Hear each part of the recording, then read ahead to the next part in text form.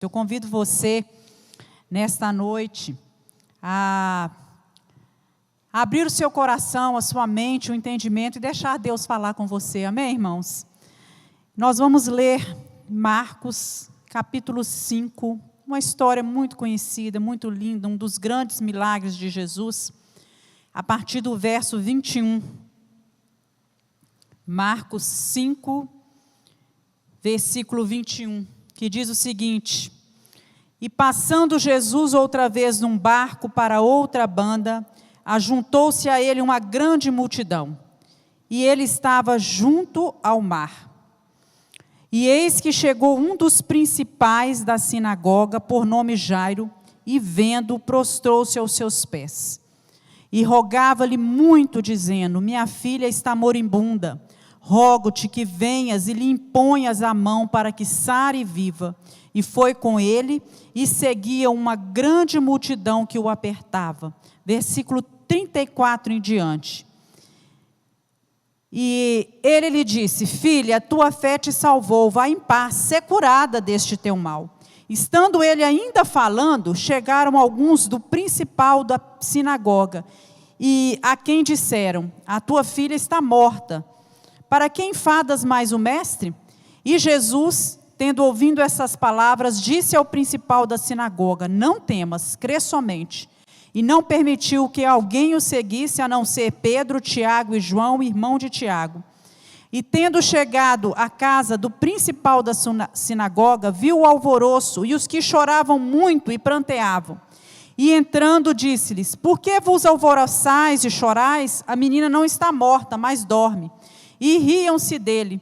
Porém, ele, tendo-os feito sair, tomou consigo o pai e a mãe da menina e os que com ele estavam, e entrou onde a menina estava deitada. E tomando a mão da menina, disse-lhe: Talita cumi, que traduzido é: menina, a ti te digo, levanta-te. E logo a menina se levantou e andava, pois já tinha 12 anos, e assombravam-se com grande espanto. E mandou-lhes expressamente que ninguém o soubesse, e disse que lhes dessem de comer. Amém? Feche seus olhos, vamos orar. Louvado seja Deus pela tua palavra, porque o Senhor tem grandes coisas a nos ensinar. A tua palavra nos diz que tudo quanto foi escrito para o nosso ensino, foi escrito. Que ela é luz para o nosso caminho, que ela ilumina os nossos passos. Queremos pedir nessa noite que o Senhor nos abençoe, que o Senhor fale conosco, que o Senhor me dê uma palavra boa, Pai, uma palavra que venha diretamente da Tua presença para o coração de cada um que está ouvindo nesse momento, seja aqui presencialmente ou seja através da internet. Que a boa mão do Senhor nos sustente a cada dia, em nome de Jesus oramos. Você pode se assentar. O Evangelho de Marcos, ele é o evangelho que narra a maior parte dos milagres de Jesus, que mais narra milagres de Jesus, podemos assim dizer. Então, Marcos, ele apresenta um Jesus agindo o tempo inteiro. Jesus trabalhando, indo ao encontro das pessoas, realizando milagres, curando as pessoas. É assim que Marcos nos apresenta Jesus. E ele mostra a cada um de nós que o impossível pode acontecer quando Jesus intervém. E é isso que nós vamos tratar nessa noite. Quando Jesus intervém, o impossível pode acontecer. E a história que nós acabamos de ler, ela está situada no seguinte contexto. Acompanha comigo.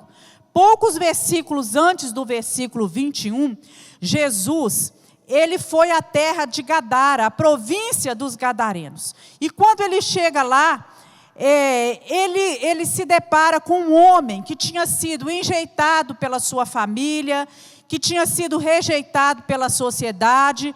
E Jesus liberta esse homem, expulsa da vida desse homem uma legião de demônios.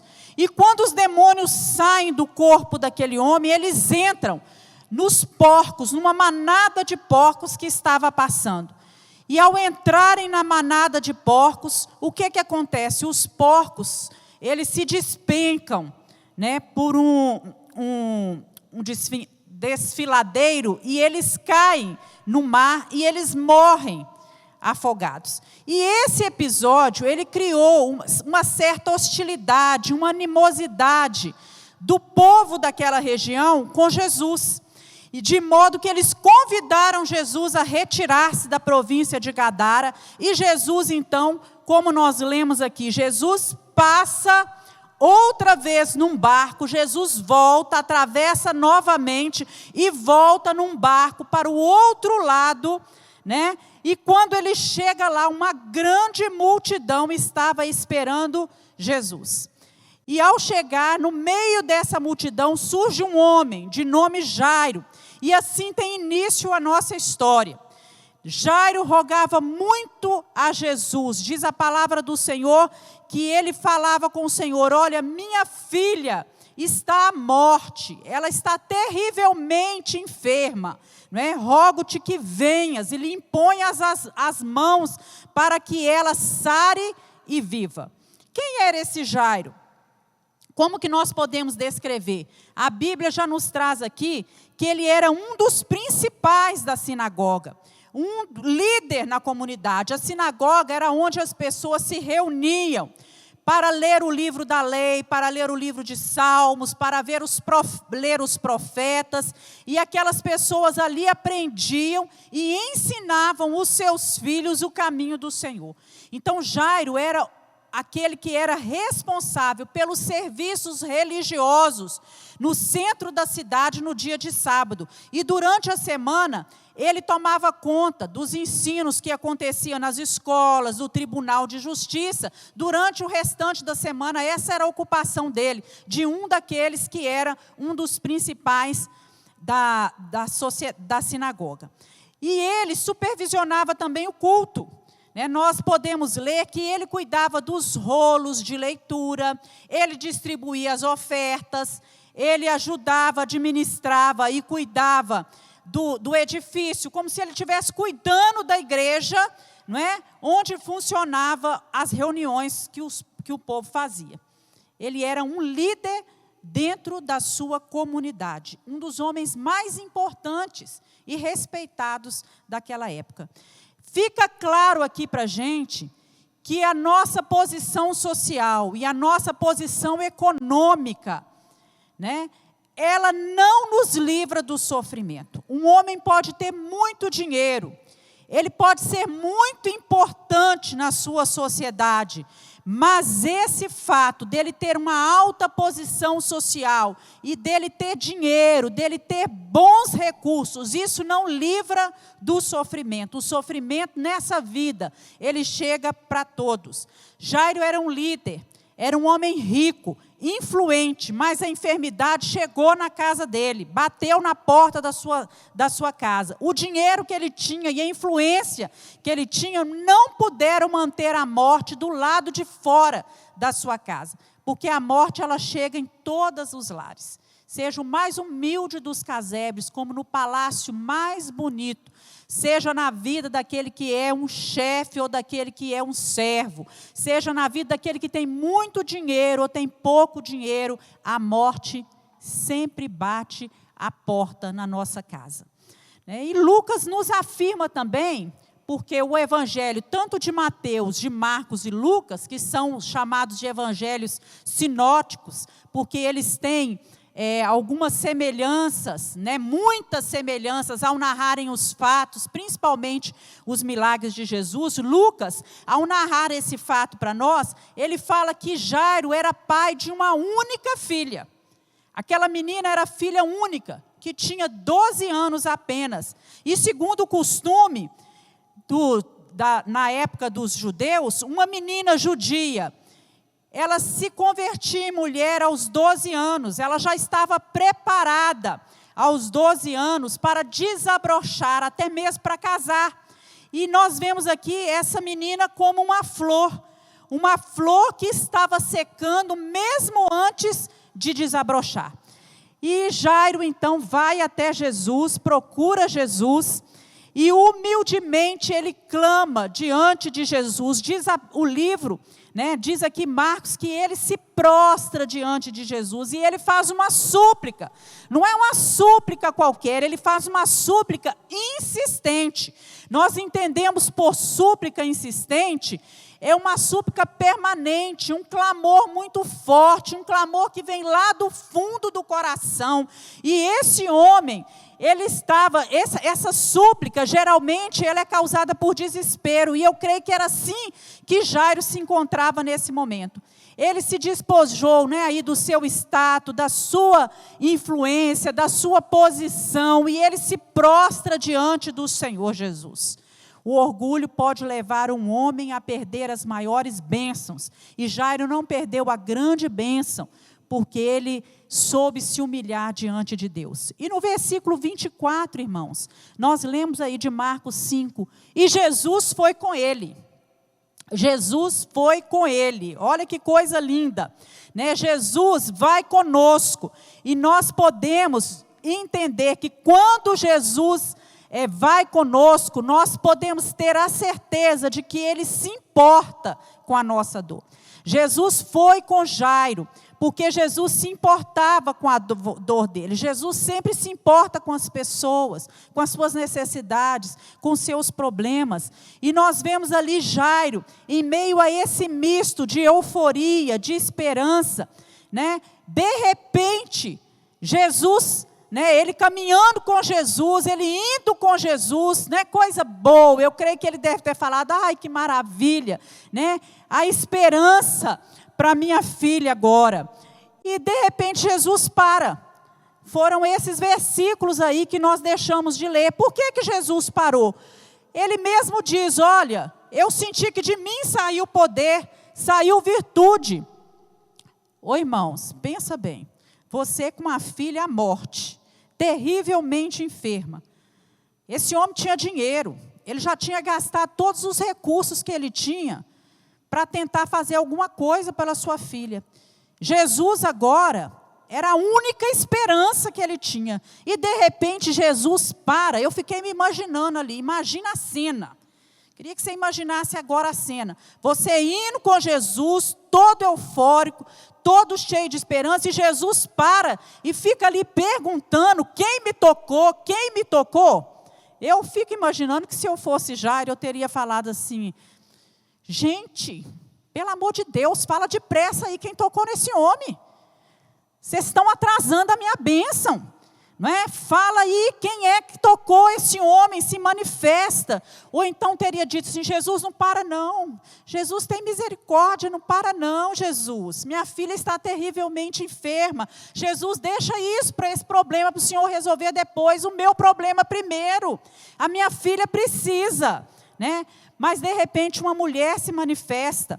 Afirma que tinha tocado Jesus. Jesus elogia sua fé e despede essa mulher com esse versículo e com essas palavras que nós lemos no versículo 34. Vai em paz, ser curada deste teu mal, a tua fé te salvou, né? E então Jesus, enquanto Jesus está ali falando naquele momento com aquela mulher, Jairo ali ainda com esperança, né, com euforia, chegam alguns homens, né, a Bíblia diz aqui que era dos principais da sinagoga, eram alguns amigos de Jairo que trabalhavam ali, né, ali daquela sinagoga, que chegam até ele falando assim, olha, não adianta mais, não tem mais jeito, né, não há mais esperança, porque a tua filha está morta. Deixa Jesus em paz, não é? Eles pensaram, há esperança para os vivos, mas esperança para os mortos não tem. Imagina o coração de Jairo, né? Jairo murchou.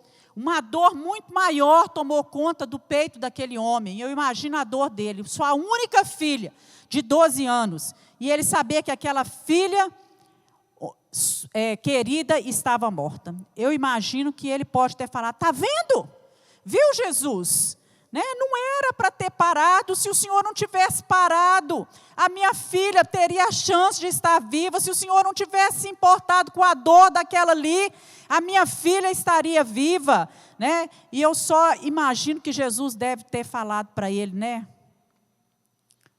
Fica quieto, fica quieto. A palavra de Deus nos diz aí no versículo 36, acompanha aí, né? E Jesus, tendo ouvido essas palavras, disse ao principal da sinagoga. Vamos repetir? Não temas, crê somente. Vamos repetir? Não temas, crê somente. Meus irmãos, quando Jesus vai conosco, quando Ele vai para a nossa casa, nós não precisamos temer as más notícias. Lá no Salmo 112, versículos 6 a 8, diz assim: o justo jamais será abalado, para sempre se lembrarão dele. Não temerá más notícias. O seu coração está firme, confiante no Senhor. O seu coração está seguro e não temerá. Ele não tem medo de receber más notícias. A sua fé é forte, pois ele confia no Senhor. O que mais enfrentamos hoje são más notícias. Os jornais noticiam o tempo todo, a todo instante, más notícias, seja no campo da política, seja no campo da saúde, seja no meio da sociedade, em outras áreas mais, más notícias. E quem sabe você não esteja vivendo, né, um período de más notícias que vêm lá do hospital, más notícias que vêm dos médicos, más notícias que podem vir lá da escola do filho, más notícias que podem vir da esposa, do marido, da empresa onde você trabalha, da economia. Quem sabe você já não ouviu o mesmo que Jairo ouviu aqui essa noite. Falou: não incomodes mais o mestre. Pode parar de orar, né? Você ainda está orando por isso, não é? Não tem mais jeito, não é? Esquece isso. Mas a palavra do Senhor para o seu coração nesta noite é: não temas, crê somente. A história não acabou, Jesus vai com você. Jesus tem poder para intervir e para mudar o rumo da sua vida, da sua história. Mãe, não temas, a história do seu filho ainda não chegou ao fim. Esposa, não temas, ainda não é o fim, né? Jesus diz: pai, não temas, Jesus pode intervir nessa história. Jovem, Jesus muda a sua história. Você que me ouve, né, na internet, não temas, crê somente. Né, se Jesus está indo ao seu lado, se Ele está caminhando com você, você não precisa temer as más notícias, porque maior é aquele que está conosco. Jesus enxuga as lágrimas, Jesus restaura o coração, todo o poder, é assim que nós cantamos, está em suas mãos. Ele abre caminhos no meio do deserto. Continua crendo, não temas. E no versículo 37, diz assim: e não permitiu que alguém o seguisse, a não ser Pedro, Tiago e João, o irmão de Tiago. Não é? Jesus só leva esses com ele. Imagina, né? Jairo nessa trajetória caminhando, eu fico imaginando que Jairo caminhou até, a Bíblia não fala para a gente quanto tempo durou essa caminhada. Se foram minutos, se foram horas, não fala. Mas eu imagino Jairo caminhando, e ele caminhando chorando, porque um pai que acaba de receber a notícia de que perdeu um filho, né, não para assim de chorar. E ele caminhando, chorando, e olhando para Jesus, eu imagino os olhos de Jesus, olhos de amor, de misericórdia, de compaixão, né, de quem está sentindo também a dor de Jairo, mas Jesus olhando para ele: Jairo, não temas, crê somente. E Jairo abre a boca: ah, Jesus, mas se o Senhor não tivesse parado, se o Senhor não tivesse dado aquele tempo, o Senhor teria chegado até. Jairo, fecha a boca, meu filho. Não temas, crê somente. Quantas vezes, meus irmãos, nós precisamos ouvir essa palavra? Fecha a boca, meu filho, não duvida. Não fala, não murmura, não reclama. Não temas, crê somente. Caminha o que você tem que caminhar, não temas. crê somente, né? E quando Jesus chega lá naquela casa, ele vê o velório todo montado, quer dizer, Jairo estava com Jesus, mas eu creio que a mãe e os que ali estavam já tinham providenciado todo o cenário ali do velório, tinha as carpideiras, as mulheres que eram contratadas para chorar, tinha aqueles que tocavam algum instrumento, não é? A família, os amigos, todo mundo chorando, e diz a palavra do Senhor que Jesus, tendo chegado à casa, viu o alvoroço, os que estavam chorando, pranteando, e disse: por que alvoroçais e chorais? Isso é uma pergunta que se faz num velório? Imagina, é óbvio que todo mundo estava ali chorando por causa daquela menina, mas Jesus, ele mesmo, eu creio que alguém deve ter pensado, né? Chegou um daqueles desequilibrados, né? Por que vocês estão chorando? Né? Mas Jesus mesmo dá a resposta. A menina não está morta, mas ela dorme. Então, quando Jesus vai conosco, nós não precisamos temer as notícias. E não precisamos nos impressionar com os sinais de morte. Você pode dizer glória a Deus? Havia sinais de morte ali naquela casa, por toda a casa. Mas Jesus olha e ele não vê sinais de morte, ele vê vida. Nós olhamos para uma situação e dizemos: não tem mais jeito, é impossível. E muitas vezes somos tomados pelo desespero, pela angústia, e a nossa única alternativa é lamentar e chorar. Mas Jesus olha para o quadro e diz, né, isso é passageiro. A menina não está morta, a menina só dorme, ainda não é o fim. Ela vai se levantar, eu vou enxugar as lágrimas de vocês todos que estão chorando, eu vou aliviar a dor, eu vou trazer vida onde há cenário de morte. E os mensageiros que foram com Jairo e a multidão que estava ali naquela casa, né, pensaram todos eles que era o fim da linha, que era o final da história, que aquilo era uma causa perdida, uma causa irremediável. Mas a morte também precisa bater em retirada diante da autoridade do nosso Deus. E quando eu falo de morte, irmãos, eu não falo só de morte física, não. Porque Jesus tem poder para curar o físico, mas Jesus também tem poder para curar a alma. Jesus tem poder para trazer vida. Não é? Há sinais de morte por todos os lados, mortes na família, mortes nos relacionamentos, mortes no casamento, mortes dentro da igreja, mortes no nosso governo, mas ainda tem jeito para o filho, tem jeito para o neto, tem jeito para o marido, tem jeito para essa juventude do nosso país que se encontra perdida, tem jeito para a igreja do Senhor Jesus. Tem jeito para o casamento, ainda tem jeito, porque onde Jesus entra e há sinais de morte, ele olha e vê vida, e ele tem poder para fazer milagres. Então, quando Jesus vai conosco para a nossa casa, fica também claro que ele tem a última palavra.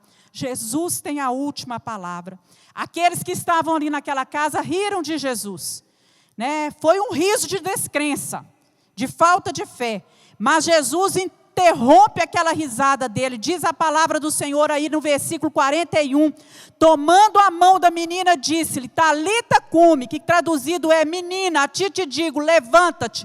Logo a menina se levantou e andava, porque ela já tinha 12 anos, e assombraram-se todos com grande espanto. Talita cumi, era uma expressão em aramaico, era a língua daqueles que eram nativos, era uma linguagem que aquela menina entendia. É assim que o nosso Deus faz, ele não usou nenhuma palavra de encantamento, nenhuma palavra diferente, ele não usou mágica aqui, somente com a sua palavra de autoridade, ele se impõe à morte. Lá no Salmo 29, eu amo esse Salmo, diz que a voz do Senhor é poderosa. Salmo 29, versículo 4 a 9, diz assim, a voz do Senhor é poderosa, a voz do Senhor é cheia de majestade, a voz do Senhor quebra o cedro, sim, o Senhor quebra os cedros do Líbano, Ele os faz saltar como um bezerro, ao Líbano e Sirion, como filhotes de bois selvagens. A voz do Senhor separa as labaredas do fogo, a voz do Senhor faz tremer o deserto, sim, a voz do Senhor faz tremer o deserto de Cádiz, a voz do Senhor faz parir as servas, descobre as brenhas e no seu tempo cada um fala da sua glória. A voz do Senhor é poderosa. Jesus não tem causa perdida. Com sua autoridade, Ele dá vista aos cegos, Ele levanta os paralíticos, Ele purifica aqueles que são leprosos, Ele liberta aqueles que estão possessos de demônios, Ele ressuscita os mortos, Ele quebra as cadeias daqueles que estão cativos, Ele levanta aqueles que estão caídos. O nosso Jesus, Ele dá vida aos que estão mortos em seus delitos e em seus pecados. Ele resgata o homem lá do império das trevas e transporta esse homem para o reino do Filho do seu amor, para o reino da luz. Jesus resgata lá do fundo do poço aquele que é ébrio, aquele que é drogado, aquele que é mendigo, e Jesus torna cada um deles situações dos céus. Aleluias. É isso que o nosso Senhor faz. Ele tem poder para resgatar, para libertar o corpo, mas também libertar a mente, libertar as emoções, libertar os pensamentos, os sentimentos. Esse é o nosso Jesus. Não temas, continua crendo, é a palavra final que é de Jesus é a palavra final. Onde Jesus chega vai entrar cura, meus irmãos, vai entrar libertação. Onde Jesus intervém, o lamento, o desespero, ele cessa. Onde Jesus intervém, milagres acontecem. Diante dele, tudo que nos assusta, tudo que nos aterroriza, que nos causa desespero, que faz o nosso coração acelerar, tem que bater em retirada pelo poder que há no nome de Jesus. E Marcos registra aqui que imediatamente aquela menina se levantou, ela andou, a ressurreição restaurou tanto a vida como a saúde daquela menina. Não ficou nenhum resquício de mal, nenhum vestígio ali de coisa alguma que pudesse estar ligada à morte. O milagre foi completo, a vitória foi geral. E alegria, eu creio que aquela casa, que estava se preparando ali um velório, virou lugar de festa, lugar de alegria. Então, diante dos problemas, nós podemos ter duas atitudes. Uma atitude, nós agimos com fé, nós cremos naquilo que Jesus fala, na sua palavra, nós cremos que Ele tem poder, nós damos ouvidos àquilo que Jesus diz, não duvide, creia somente, ou então nós agimos com incredulidade. Mas incredulidade e fé são opostos, Nós podemos ou crer que Jesus vai fazer, ou crer que não tem mais jeito. Mas quando nós, queremos atrair os milagres, a presença de Jesus, nós depositamos nele a nossa fé, a nossa confiança, porque a incredulidade afasta os milagres, afasta o agir de Deus na nossa vida. E eu quero falar para você nessa noite, meu irmão, que Jesus, esse mesmo Jesus que estava ali, que tinha toda a autoridade, esse mesmo Jesus que tinha essa voz poderosa, que mudou essa situação, irreversível aos olhos dos homens, mas totalmente possível, diante da palavra do nosso Deus. Ele está aqui, você crê nisso? Ele está com você na sua casa, e Ele pode trabalhar pela sua vida, Ele pode fazer milagres por você, e Ele pode agir. E em meio a tanta desesperança que nós vemos, nesse mundo, eu queria que você saísse daqui nessa noite, ou você que me ouve aí na sua casa, crendo, cheio de esperança, em meio a tantas más notícias que assolam os nossos dias, que você enchesse o coração de esperança, de fé, e que você continue crendo que Jesus tem poder para fazer o impossível na sua vida. Amém? Vamos nos colocar de pé, vamos orar. Queria convidar você a falar com o Senhor agora. Deus, eu preciso que o Senhor entre na minha casa. Jesus, vá comigo na minha casa. Jesus foi com Jairo, Jesus vai com você. Jesus, vá comigo até o meu serviço. Jesus, vá comigo, Senhor, até o meu casamento. Jesus, vá comigo nesse relacionamento. Jesus, vá comigo. Jesus, caminha comigo. Jesus, tem misericórdia. Não nos deixe duvidar do Senhor em tempo algum. Que a nossa fé, a nossa esperança estejam depositados só na Tua presença, no Teu poder, na Tua capacidade de agir, de transformar as coisas e realizar milagres. Tu és Deus que faz maravilha. A última palavra é do Senhor, nós cremos nisso. Oh Deus, nós podemos às vezes olhar e ver que aos nossos olhos não tem mais jeito, mas para o Senhor tem jeito. O Senhor tem a última palavra, por isso trabalha, interfere, Deus, na nossa história, na história daqueles que amamos, daqueles a quem amamos. Deus, e estabelece uma nova história, escreve uma nova história. Em nome de Jesus nós oramos. Amém.